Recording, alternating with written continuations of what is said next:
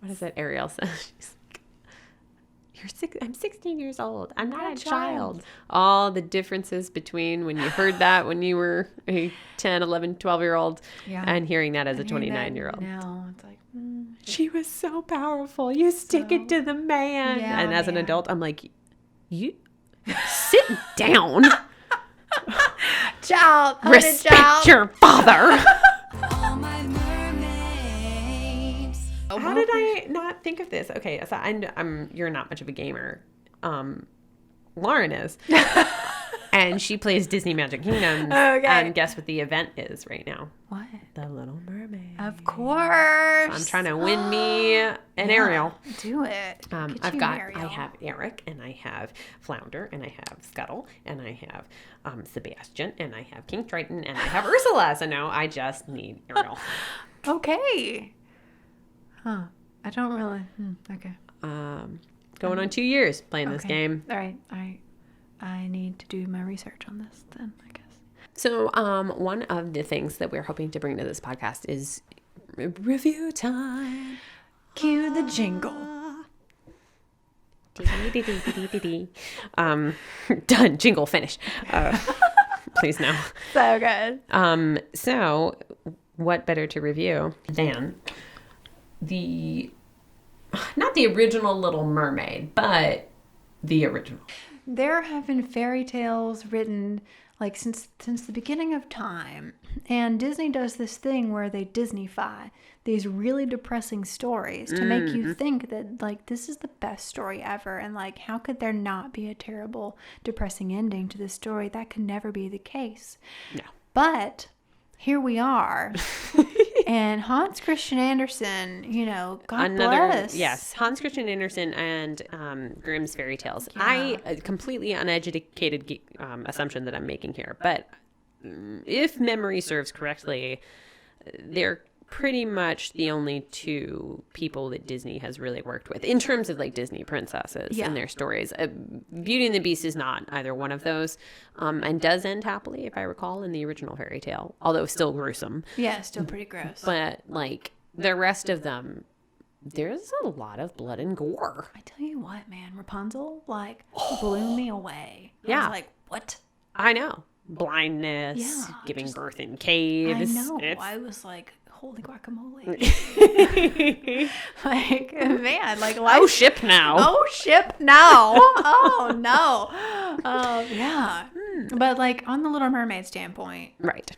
So you have Hans Christian Andersen. And if you all have ever watched Danny Kaye play Hans Christian Andersen in this old VHS movie, in that version, oh my God, you don't know what I'm talking about? I'm like, what? I'm trying to think about which movie this is. What are you talking about? It's literally called Hans Christian Andersen. And I have not seen this. Okay. All right. I have my Maleficent. I have Maleficent. You have Hans Christian Andersen. Done deal. We need to do this. Done. Anywho, I don't know if this is true, but in that movie, he wrote it because he had some unrequited love for a ballerina, and he wanted to write her a ballet, and so he wrote the Little Mermaid story. Pretty sure that's not true. Pretty much guaranteed. Okay. But he writes this story, and it ends very tragically. Yes. It's pretty terrible. Should we give a Cliff Notes version? Yeah, you go for it, girl. Okay. So you have, Little Mermaid. Right. Which, by the way, we have, if you're just listening to this, we also have a version on YouTube currently where you can see us and actually see that we have two representations of Little Mermaid here. The one that is, there's actually a Little Mermaid statue in Copenhagen where Hans Christian Andersen was. And so we have a statue of the Little Mermaid there. And then we have the Disneyfied version of the Little Mermaid. Two very different things. Very, very different. So, carry on. Yeah. And so, and she's not, I don't think she even has a name in the original story. No. She's just the Little Mermaid. Little Mermaid Ariel.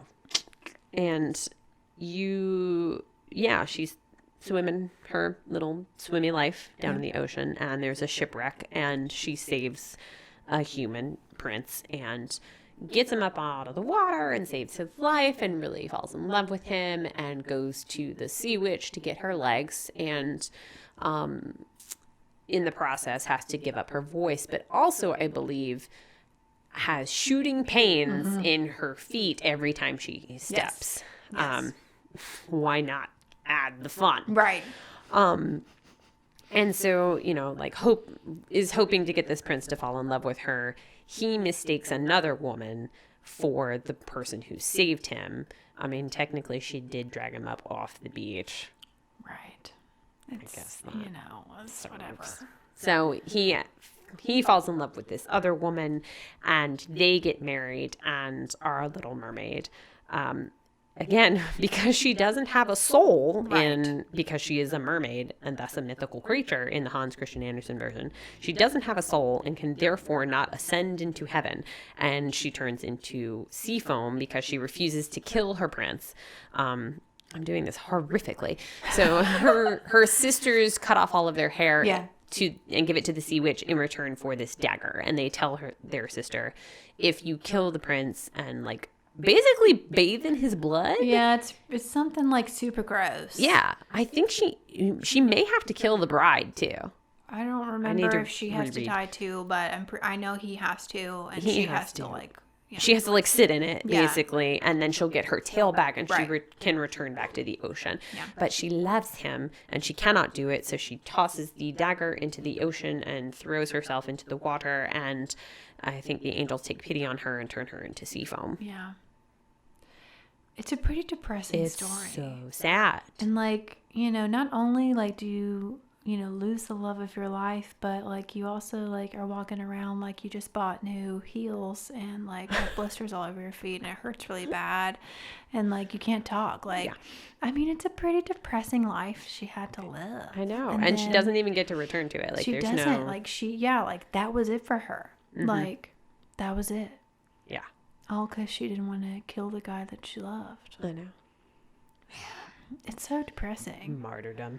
I tell you what, man. I don't know, like, if it was, just the life that those people were living back in the day, but, I guess it going through some tough stuff. They were going through some stuff, man. Hans Christian Andersen, I don't know what happened to you, dude, but I'm so sorry that it did happen. Like, I feel like The Ugly Duckling is, like, the only story that turns out well. It turns out, like, okay. Yeah, like, man, I just don't even know.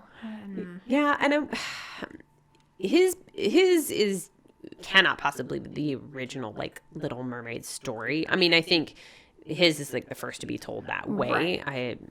The idea of mermaids had been around totally for a long time since then, but his is the story that people always go back to as source material for whatever it is that they're creating. For sure. So, and then you have Disney come along and they're like, they're like, no, this ain't gonna fly. No, y'all. We can't have her bathe in blood. Okay.